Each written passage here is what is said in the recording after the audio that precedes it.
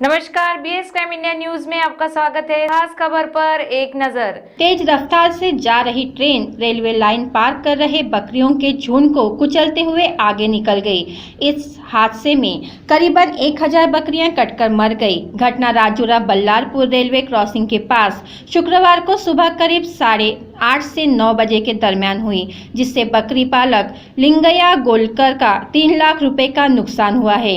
राजूरा से सटे चुनाला ग्राम निवासी लिंगैया गोलकर बकरी पालन करता है। उसके पास करीब 170 बकरियां हैं। हमेशा की तरह वो बकरियां चराने निकला था। बल्लारपुर राजूरा रेलवे क्रॉसिंग के पास यह बकरियां रेल की पटरियों को पार कर रही थी।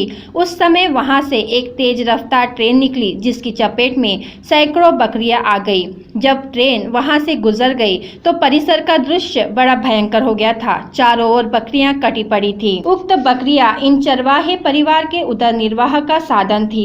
घटना की जानकारी मिलते ही धनगर जमात मंडल के अध्यक्ष डॉक्टर मंगेश गुलवाड़े, सह सचिव संजय कुन्नावार, डॉक्टर यशवंत कन्नमवार, पोचू यज्ञेवार, नरेश यज्ञेवार ने थानेदार प्रमोद मडामे तथा नायब तहसीलदार अश्विनी कोंडावार को निवेदन देकर सरकार से आर्थिक सहायता की मांग की।